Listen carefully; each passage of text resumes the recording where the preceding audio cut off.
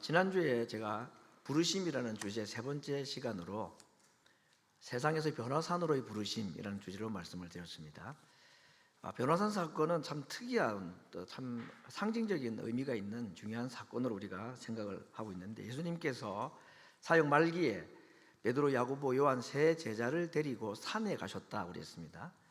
근데 그 산에서 화려하게 변형이 되셨다고 했고, 이미 세상을 떠난 모세, 엘리야 이 세 사람이 함께 대화를 나누는 이야기가 기록이 되어 있었습니다. 그리고 모세와 엘리야가 갑자기 사라지고 난 뒤에 예수님만 남았다고 그랬고, 그때 하늘에서 구름이 덮이고 하늘에서 음성이 나기를 이는 나의 택한 자 나의 아들이니 너희는 저의 말을 들으라. 모세, 엘리야의 말도 아니라 아들 예수의 말을 들으라 하는 말씀을 남기시고, 제자들이 그 장면을 보고 정말 황홀하고, 그래서 베드로는 자기도 무슨 말인지도 모르지만 여기서 그냥 초막셋을 짓고 삽시다 라고 할 만큼 이 장면은 참 신비한 이야기고, 또 그 장면을 직접 목격한 베드로나 야고보, 요한에게는 잊을 수 없는 아마 충격적인 사건이 아닐 수가 없습니다.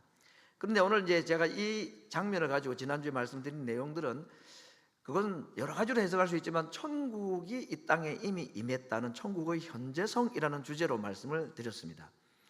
기억이 나시면 은혜이고 기억이 나지 않으면 정상이십니다.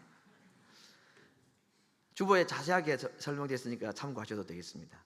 천국이 이미 임했다는 이야기를 예수님이 참 말씀하셨는데, 하늘에 있는 천국이 장소적으로 이 땅에 임한 사건, 거기에다가 하늘에 속한 시간이라는 그 하늘 영원한 시간이 이 땅의 시간 속으로 들어온 사건이다 라고 이 장면을 생각을 하자고 제가 제안을 드렸습니다. 예수님께서 천국이 현재 이미 이 땅에 시작되었다, 임했다는 말씀은 마태복음 12장 28절을 비롯해서 많은 말씀들을 하셨습니다. 다시 말하면 하나님의 통치가 이 땅에 이미 들어왔고 시작이 되었다 하는 내용의 말씀을 하신 것입니다.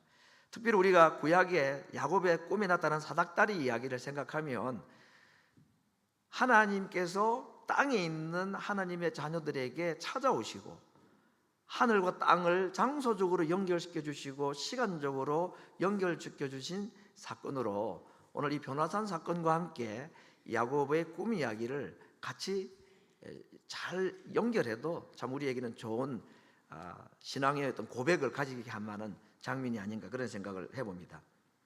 제가 지난 수요일 저녁에는 이 장면을 가지고 영적인 치유의 복권이 시작되었다 이런 표현도 썼습니다. 치유의 복권은 그 나라 영토에 있지만 사실상 그 영토에 있는 대사관의 주인이 그 나라가 아니라 사실 파송한 대사가 있는 그 나라, 그런 것 같이 명동성당은 로마 교황청 소속의 땅이고, 미 대사관도 한국 땅에 있지만 사실은 미국에 소속되어 있는 땅이고, 그런 치유의 복권이라는 주제를 말씀드렸는데, 마치 이 하늘나라에서 이 땅에 시간적으로 장소적으로 임한 변화산 사건은 하나님의 통치가 그곳에만 집중적으로 나타나는 치유의 복권의 실현이다 라고 해도 괜찮을 내용이었습니다.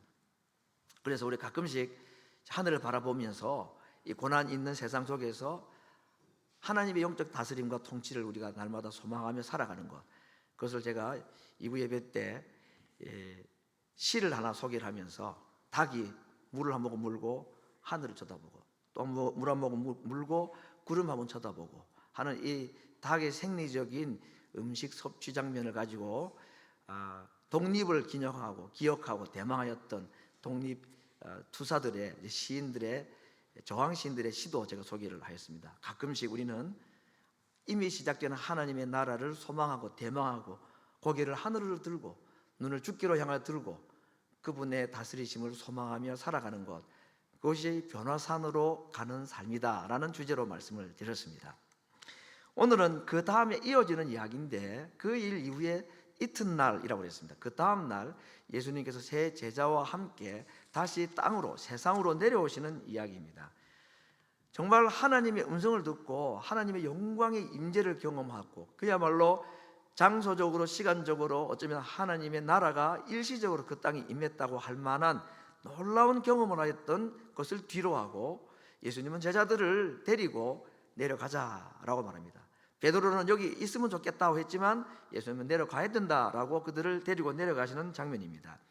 여러분, 예수님께서는 정말 변화산의 영광을 보고도 그분의 시선은 골고다의 십자가에 고정되어 있었다 하는 것을 이 장면에서 우리에게 보여주고 계십니다. 한시도 자신의 목적, 자신의 사명을 잊어버리지 아니하고 하늘의 영광을 보고도 그는 골고다의 언덕에 세워질 자신의 십자가를 바라보셨고 그 십자가를 향하여 담대하게 한 걸음 한 걸음 걸어가셨다는 것을 성경은 기록을 해주고 있습니다. 그렇게 내려온 세상은 어떤 세상이었는가? 아니나 다를까 오늘 예수님을 맞이한 사람은 귀신 들린 아들을 둔 한 아버지가 찾아왔다고 그랬습니다. 그 아버지가 예수님께 와서 제 아들을 고쳐주십시오. 당신의 제자들에게 고쳐달라고 했는데 저들이 못 고치도이다. 그래서 예수님께 아들을 고쳐달라고 데려왔다고 그랬습니다. 여러분, 이것이 변화산과 변화산 아래에 있는 이 세상의 극명한 대조, 이것이 우리의 현실인 것입니다. 우리는 때로는 변화산을 기억하고 우리에게 이미 임한 하나님의 나라를 기억하고 오늘 불렀던 이 찬양대의 찬양 가사는 독일에서 정말 순교하면서 끝까지 믿음을 지켰던 한 믿음의 목사님의 고백입니다. 선한 능력으로 나를 붙잡아 주실 걸 믿고 그렇게 살아가는 우리의 변화산의 신앙도 참 아름답지만 현실은 그러지가 않더라는 것입니다. 내려오면 병든 자, 가난한 자, 귀신 들린 자, 이런 세상의 사람들이 있는 곳으로 예수님께서는 산에서 내려오셨다. 오늘 이것이 드리고 가자는 말씀의 주제인 것입니다. 정말 문제투성이고 질병과 고통이 있는 세상, 그 세상 속으로 예수님이 찾아 들어가셨다 하는 것이 오늘 본문의 말씀의 내용입니다. 여러분, 예수님을 따라가는 제자들은 지금 어떤 마음입니까? 예수님은 십자가를 향하여 영광을 뒤로하고 가시는데 그분을 따라가는 제자들은 두 가지 점에서 예수님과는 너무 다른 모습, 예수님이 기대에 너무 미치지 못하는 모습이었다고 기록하고 있습니다. 첫 번째는 그들에게 믿음이 없었다. 오늘 예수님이 남아있었던 9명의 제자들이 귀신 들린 아이를 고치지 못한 것을 통해서 하시는 말씀은 믿음이 없고 패역한 세대야 그랬습니다. 언제까지 내가 너희와 함께 있고 얼마나 너희와 오래 참아야 되겠느냐, 믿음이 없다라고 말씀을 하셨습니다. 나중에 제자들이 예수님께 조용히 물었다고 했습니다. 예수님, 왜 이번에는 저희들이 이 귀신을 못 쫓아내었습니까? 전에는 저희들이 귀신도 쫓아내고 했는데 왜 안 되었습니까? 예수님 말씀은 너희 믿음이 적은 용고다 그랬습니다. 믿음이 적다 그랬지만 정확한 의미는 믿음이 없다라는 단어로 예수님이 사용하고 있었다는 것을 보게 됩니다. 그러므로 오늘 변화산을 우리가 소망하고, 변화산은 우리에게 주시는 하나님의 영적 통치를 말한다고 했습니다. 하나님의 나라의 통치를 소망하고 또 그것을 기대하고 살아가는 우리들에게, 우리들이 살아가고 발붙이고 사는 이 세상의 현실은 그러지가 않고 정말 고통과 죽음이라는 죄악이 가득 차 있는 세상인데, 이 세상 속에 살아가기 위하여서 우리들에게 첫 번째 필요한 것이 무엇이냐? 믿음이 필요하다 하는 것입니다. 세상은 어쩔 수 없이 병든 자가 있고 귀신 들린 자가 있고 여러 가지 인간의 고난과 고통, 한계들이 있는 것입니다. 변화산과는 다른 곳이 우리가 지금 살아가고 있는 이 세상입니다. 이 세상 살아가는 우리들이 변화산을 꿈꾸고 변화산의 능력과 하나님의 나라의 통치를 소망하며 살아가는 것이 필요하지만, 그러나 우리의 눈앞에 펼쳐지는 현실이 그러지 못한 것을 볼 때에 우리는 그냥 언젠가 오실 그 주님 바라보면서 미래의 천국만 바라보고 있을 것이 아니라 이 땅을 변화산과 같은 하나님의 통치를 경험하기 위해서는 무엇이 필요하냐? 믿음이 필요하다 하는 겁니다. 그런데 그 믿음은 기도 외에 다른 것으로는 이런 요구가 나가지 않아. 이런 종류의 귀신은 기도가 아니면 안 된다라고 말씀하셨으니, 변화산을 소망하지만 우리 세상을 살아가는 우리들이 하나님 앞에 살아가야 믿음의 자세, 믿음을 가져야 된다면 우리에게 무엇이 필요한가? 기도가 필요하다. 이것이 오늘 변화산에서 내려오신 예수님께서 제자들에게 또는 우리들에게 주시는 도전이라고 할 수가 있겠습니다. 두 번째, 제자들이 가졌던 주님의 마음에 합당하지 못했던 모습은 교만이었습니다. 믿음 없는 것도 문제지만 교만도 참 문제다 그랬습니다. 제자 중에 누가 큰지 서로 변론이 일어났다고 그랬습니다. 어떤 성경에는 마음으로 서로 누가 큰가 생각했다 그랬고, 어떤 성경에는 대놓고 말을 하면서 내가 더 높다, 내가 더 높다. 그래서 예수님이 예루살렘으로 가시면 이분이 왕이 되실 것이고, 그때 우리가 누가 오른편에 왼편에 설 것인가, 우리 12 중에 서열이 어떻게 될 것인가. 그래서 이 마음이 예수님이 잡히시기 전날 밤 마가 요한의 다락방까지도 변하지 않고 끝까지 섬김받고 높아지기를 원하여서 아무도 서로 발을 씻기지 아니한 장면으로까지 연결되는 것을 볼 때에 믿음 없는 제자들의 모습도 안타깝기 그지없지만 서로 높아지고자 하고 겸손하지 아니하고 이 교만한 마음, 이 마음으로는 변화산을 경험한 자 할지라도 예수님께서 가시는 그 세상의 길에 따라 나설 수가 없다는 것을 말씀해 주고 있습니다. 오늘 예수님께서 제자들의 이 두 번째 문제라고 하시는 이 교만의 문제에 대해서 계속 이어지는 세 가지 사건을 통해서 말씀하십니다. 첫 번째는 서로 크고자 하고 높아지고자 하는 마음을 가진 제자들을 보고 어린 아이를 한 명 옆에 세우셨다고 그랬습니다. 그러면서 이렇게 말씀하십니다. 누구든지 내 이름으로 이 어린 아이를 영접하면 나를 영접한 것이고, 나를 영접한 것은 곧 나 보내신 이를 영접한 것이다. 너희 중에 가장 작은 그가 큰 자이다 라고 말씀하시면서 어린 아이를 존대하고 어린 아이를 받아주고 용납해 줄 것을 말씀하셨습니다. 여기 말하는 어린 아이는 그냥 예쁘고 깜찍한 우리에게 주일학교 어린이라는 개념이 아니라 사람들에게 인정받지 못하고 별 가치 없는 사람, 아무도 인정해 주지 아니하는 그 사람을 높여주고, 내가 경쟁해서 나는 너보다 높은 사람이라고 생각하고 나보다 낮은 자리에 두기를 원하는 그 사람이 바로 어린아이인 것입니다. 그를 존중하고 받아줄 때에 변화산을 경험한 하나님 백성들이 이 땅을 살아갈 수 있는 자격이 주어지고 이 땅을 하나님의 나라의 통치와 같은 경험을 하며 살아갈 수가 있다는 것을 말씀해 줍니다. 두 번째는 이 일 이후에 요한이 예수님께 어떤 하나의 사건을 보고를 합니다. 주님, 어떤 사람이 예수님 이름으로 귀신을 쫓아내는 걸 보고, 근데 그 사람이 우리들과 함께 따르지 않는 자인 것을 알고 금지시켰습니다. 아니, 함부로 주님의 이름 팔아가지고 귀신 쫓아내고 그렇게 하는 게 말이나 되겠습니까? 라고 예수님께 보고를 하니까 예수님께서 뭐라고 말씀하셨느냐, 우리를 따르지 아니한다고 금지하는 것 잘못된 것이다. 금하지 말아라 그랬습니다. 너희를 반대하지 않는 자는 너희를 위하는 자라고 말했습니다. 요한이 마음속에 가졌던 것은 왜 이 사람이 우리와 함께 따르지도 않는데도 불구하고 귀신 쫓아내는 영광도 경험하고 사람들로부터 이렇게 주목을 받고, 그거 우리와 함께 따르지 않는 사람은 할 자격이 없다라고 금지시켰지만 예수님은 말씀하십니다. 금지하지 말아라, 금하지 말아라, 용납해 줘라, 그것도 하도록 허락해 줘라, 그렇게 말씀하십니다. 이 역시도 예수님을 따르는 자로서의 교만의 마음이 잘못됐다는 것을 지적하신 이야기입니다. 세 번째는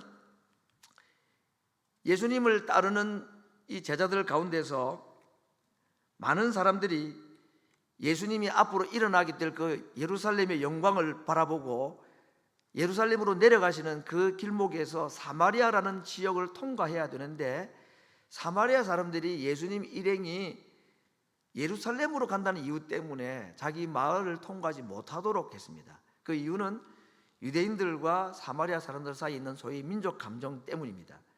사마리아 사람들은 바벨론 포로 이후로부터 그들은 이방 민족과 함께 섞여 살았던 혼혈족이었고, 그것은 정통 유대인이라고 하는 이 유다 백성들에게는 용납할 수 없는 하나님에 대한 배신 행위로 받아들여서 그들을 정말 짐승과 같이 취급하고 개와 같이 취급했던 아주 좋지 못한 서로 민족 감정이 있던 민족이 사마리아 사람인데, 이 사마리아 사람들이 예수님 일행이 다른 곳이 아니라 자기들이 그토록 미워하고 자기들을 미워하는 원수와 같던 예루살렘으로 간다 그러니까 못 가게 막았다고 했습니다.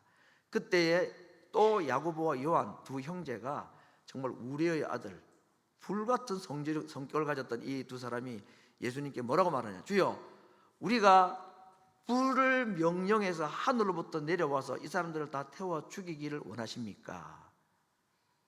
허락만 하시면 저희가 하늘에서 불이 떨어지도록 명령을 내리겠습니다. 믿음이 있었긴 있었던 모양입니다. 자기가 불아 내려라 그러면 불이 내려올 줄로 생각을 했는지는 모르겠습니다. 너무 화가 나가지고 사마리아 사람들이 이 민족 감정으로 멸망에 대한 얘기를 하니까 예수님께서 말씀하시기를 돌아보시고 꾸짖으셨다 그랬습니다. 그게 아니다라고. 그리고는 함께 다른 마을로 가자 하고 둘러가셨다. 오늘 제자들의 두 가지 모습, 하나는 그들 마음속에 정말 높아지고자 하는 이 마음, 이 교만한 마음, 하나님의 자녀로서 이 땅에 살아가는 이스라엘 백성, 하나님의 자녀들로서 정말 하나님을 따르고 제자의 삶을 살아가는데 옳지 않았던 그들 마음속에 있었던 그 교만한 마음들을 두고 예수님께서 세 가지를 말씀하시는 것입니다. 어린아이를 영접하라, 금하지 말라, 둘러가자. 이것이 예수님께서 제자들을 세상으로 데려가시면서 그들 마음속에 있는 잘못된 생각들을 고치기 위해서 하신 말씀이라는 것을 함께 생각을 해봅니다.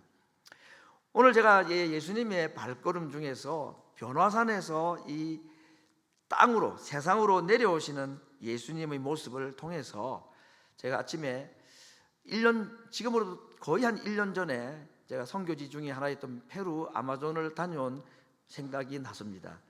제가 많은 선교지를 가지는 못하고 우리 파송 선교사님 있는 캄보디아와 또 페루 아마존을 정기적으로 방문을 하는데 작년에 코로나 3년 지나고 모처럼 방문을 했었습니다. 정말 먼 거리입니다. 캄보디아는 그래도 가난한 나라이긴 하지만 요즘 경제 발달이 워낙 급속도로 이루어지고 해서 괜찮은 나라입니다. 우리 선교사님 사역지가 따베라는 빈민촌 하나와 트무이라는 농촌 마을, 그래도 자동차가 있고 하는 그 농촌 마을, 이 두 곳에 사역을 하고 계시는데 그 마을들은 그래도 덥긴 해도 가서 사역하는 게 그렇게 어렵지를 않습니다. 왜냐하면 잠을 호텔에서 자기 때문입니다. 아무리 덥고 하루 힘들고 피곤해도 호텔을 돌아와서 거기서 깨끗하게 씻고 그리고 다시 에어컨 바람을 쐬면서 또 먹을 수 있는 음식을 마음대로 먹을 수 있고 그러면 피곤해도 그 다음날 또 가고 이걸 일주일 해도 피곤한 줄은 몰라요. 재미도 있고 보람도 있고. 그런데 우리 한홍원 선교사님이 있는 이 페루의 아주 낙후된 지역에 있는 이 마을, 우리가 흔히 아돌람 센터라고 부르는 그 지역에는 전기가 들어가지를 않습니다. 그래서 발동기를 가지고 전기를 몇 시간 양산을 하고 밤이 되면 이제 꺼야 되고 이런 것입니다. 선풍기 바람은 그게 유일하게 더위를 피할 수 있는 것이고 이런 모를 이상한 벌레들이 그냥 자고 나면 온몸을 그냥 막 물어가지고 잤는지 꿈을 꿨는지 정무지 몸이 견디지 못하고 일어나면 벌써 피곤해가지고 그리고는 찾아가는 곳이 어디냐 10시간 또 그 빠른 배를 타고 아마존 강을 거슬러 가지고 페루의 국경 지역에 있는 마지막 인디오 마을인 산타 실비아라는 곳에 갔었습니다. 필라델피아에서 마이애미에서 리마에서 이키토스 또 2시간 비행기 타고 또 차로 2시간 가고 거기서 또 10시간 배로 올라가고 그래 가보면 그 마을이 무슨 대단한 마을이냐 그러지가 않아요. 지금은 조금 인구가 늘었다 놨다는데 이제 우물도 파고 학교도 생겨나고 보건소가 생기고 하니까 이웃 마을 사람들이 그것으로 몰려온대요. 지금요 마을이 커지고 있답니다. 근데 저희 갔을 때 300명이 채 안 되는 마을입니다. 그 한 마을을 바라보고 이 먼 거리를 굳이 말하자면 재정을 적게 들이지 않고 거기까지 갔습니다. 근데 거기서 본 아이들은 웃지를 않아요. 웃으면 무슨 큰 일이 나는지 아무도 웃어보는 예가 없답니다. 애들은 그것까지는 좋죠. 슬픔이 있으니까. 그런데 씻는 게 비 오면 그게 씻는 겁니다. 그냥. 그래서 몸에 무슨 벌레가 있을지 모르겠고 몸 안에는 기생충이 득실득실하고 머리는 그냥 시덕지 기름 떡져가지고 냄새 나고 가까이 있다가는 내가 무슨 병이 옮을 것 같고 원숭이 국을 끓여 먹기를 하질 않냐 바퀴벌레를 먹질 않나. 아니 이런 애들 이런 사람들하고 정말 있고 싶은 마음이 안 드는 거예요. 너무너무 불결하고 더러우니까. 너무 나쁘게 보지 마십시오. 여러분도 가시면 비슷할 겁니다. 제가 그렇게 나쁜 사람이 아닌데, 제가 솔직히 캄보디아 아이들은 뭐 끌어안기도 하고 다 할 수 있는데, 우리 조장님 따면 갑시다. 도무지 가까이 못 하겠어요. 접촉하기가 좀 무섭고. 화장실 하나 없죠. 마을 앞에는 아마존으로 흘러가는 그 거대한 강물줄기가 흘러가도 마실 물 하나 없습니다. 전기불 하나 안 들어오고. 솔직히 빨리 가고 싶더라고요. 빨리. 그래가지고는 처음 갔던 그 베이스라고 할 수 있는 아둘람 센터에 왔는데, 거기는 호텔이에요. 호텔. 산타 실비아에 비하면. 말은 안 했지만 제 마음속에, 야, 이거 낭비 아닌가, 너무 허비 아닌가. 아니, 이 먼 거리에 이 300명 마을 사람들을 바라보고 여기까지 와야 되나, 그 생각이 들고, 오래 있지도 못하고 하루도 빨리 내려가고 싶은 마음. 선교사는 아무나 하는 게 아니구나. 근데 한 선교사님은 가요. 거기를. 왜? 필요하니까. 내가 필요한 게 아니라 그들이 필요를 하니까 가더라고요. 그래서 제가 긴 백길을 타고 내려오면서 나중에 하나님 옆에 회개를 했습니다. 하나님,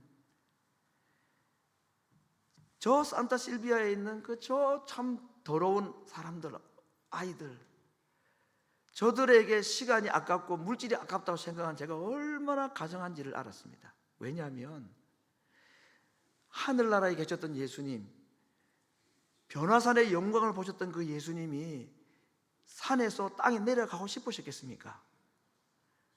귀신 들린 사람, 병자들이 있어서가 아닙니다.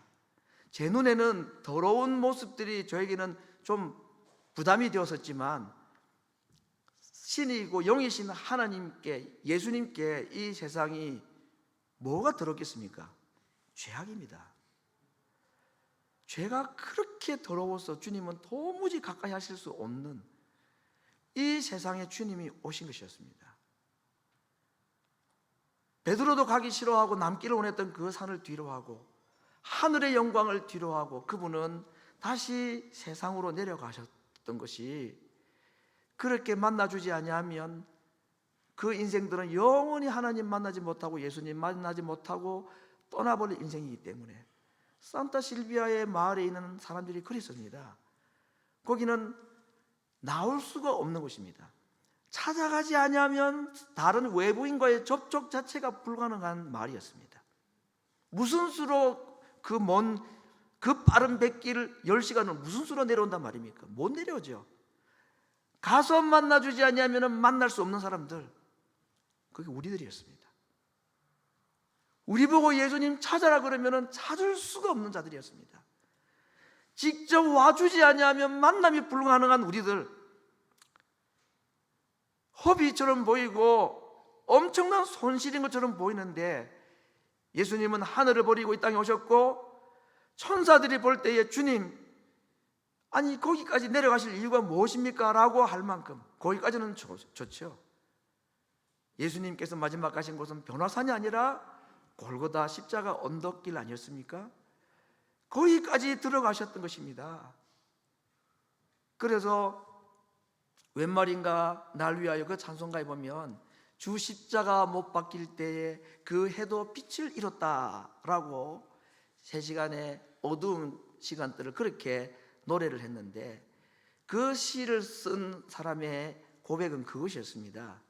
왜 그때에 해가 빛을 잃었는가?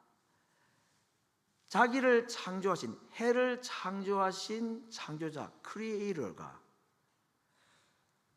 죄인 크리처를 위해서 죽으시는 모습, 그게 황송해서, 사람이 가장 만물 중에서 으뜸이라고 생각할 수 있는 그 태양이 죄인을 위해서 이 땅에 오신 것도 부족해서 그 죄인을 위하여서 죽으시는 그 장면이, 창조자가 어떻게 피조물을 위해서 죽으시는지 이 말이 되지 않는 황송함 때문에 그 장면을 차마 눈으로 볼 수 없어서 손으로 얼굴을 가려서 해가 빛을 잃었대요. 지어낸 얘기지만 너무 좋은 얘기 아닙니까? 주님이 변화산을 버리고 내려가실 때, 아니 하늘의 영광을 버려두시고 오지 않으면 만날 수 없는 자들인 잃어버린 우리들을 위해서 빠른 걸음으로 찾아가셨을 때에, 그리고 우리들의 죄를 다 짊어지고 십자가 위에 죽어주실 때에 피조물들이 그 모습을 보고 부끄러워서 황송하여서 어찌할 바를 모르고, 주님 어떻게 이런 일이 있을 수가 있습니까? 차마 눈을 뜨고 볼 수가 없습니다. 그 사랑을 우리가 받은 자들입니다. 귀신 들린 아이가 불쌍한 것이 아니고, 주님이 나를 찾아오지 않았다면, 하늘에 머물러 계셨고 변화산의 영광이 좋아서 그냥 남아있었더라면 절대로 만남이 이루어질 수 없었던 우리를 버려두시기가 너무 안타까워서 산타 실비아에 있는 그 천하고 냄새나는 아이보다 더 더러운 나를 찾아오신 주님, 저는 그날 배를 타고 내려오면서 하나님께 회개하고 또 기도한 내용이 이것이었습니다. 맞습니다, 주님. 저는 또 오고 싶은 마을이 아니지만 이 산타 실비아에 단 한 명의 사람이 있어도 당신은 십자가로 갇혔을 것입니다. 그 사랑을 받은 자들이 우리들이라 것입니다. 그렇게 생각을 하니까 그 냄새났던 아이들이 얼마나 존귀해 보이는지, 주님이 그토록 존귀하게 여기는 사람들이라는 것을 알게 되었을 때에 당신들은 참으로 주님께 사랑받은 존귀한 자들입니다. 그래서 또 가고 싶습니다.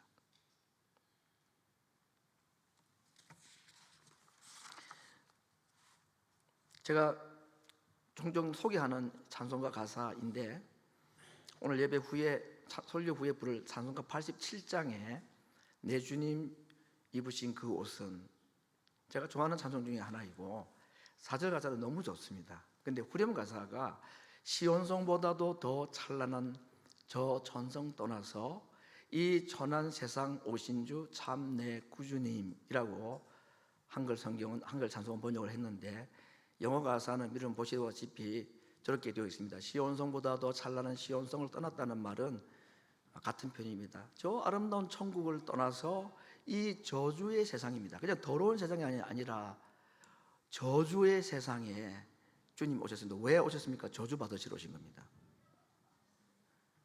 누가? 왜 그분이 이 땅에 오셔야 되는가?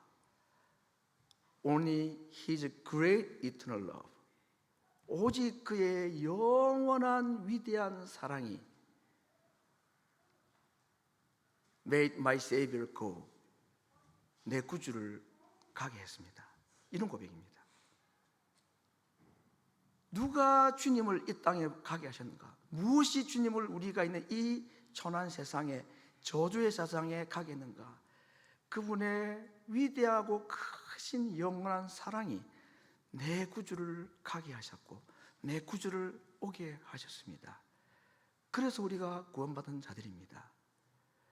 변화산에서 세상을 향해 가셨던 우리 주님, 오늘 주님께서 우리에게 이렇게 말씀하실지 모르겠습니다. 나와 함께 가자. 나와 함께 가서 그 세상으로 가자. 왜냐하면 내가 가지 않으면 저들은 죽고, 내가 가지 않으면 저들은 나를 만나지 못하기 때문이다. 그냥 발걸음이 아니라 그 발을 그대로 포개어 십자가 위에까지 올라가신 주님의 발걸음, 오늘 그 주님의 발걸음이 우리에게 미쳐서 오늘 우리가 이곳에 함께 자리하고 예배하게 된 것 아닙니까? 그 주님의 발을 사랑할 수 있기를 원합니다. 주님과 함께 우리도 그분이 가시는 곳에 우리의 발도 그분이 내미시는 손에 우리의 손도 포개어서 만질 자를 만져주고 세워줄 자를 세워주고 안을 자를 안아주는, 변화산에서 세상으로 내려가기를 두려워하지 않는, 정말 이 세상에 하나님의 큰 사랑과 은혜를 받은 자들로 주와 함께 세상 속으로 또다시 들어가는 하나님 백성들 되시기를 말씀으로 축원합니다. 우리 같이 한번 기도하겠습니다. 먼저 나를 만나주신 주님의 변화산에서 내려오신 발걸음을 생각하고, 그리고 이제 나를 다시 세상 속으로 함께 가자고 요청하시는 주님 앞에 믿음의 순종을 하기를 위해서 같이 기도하겠습니다.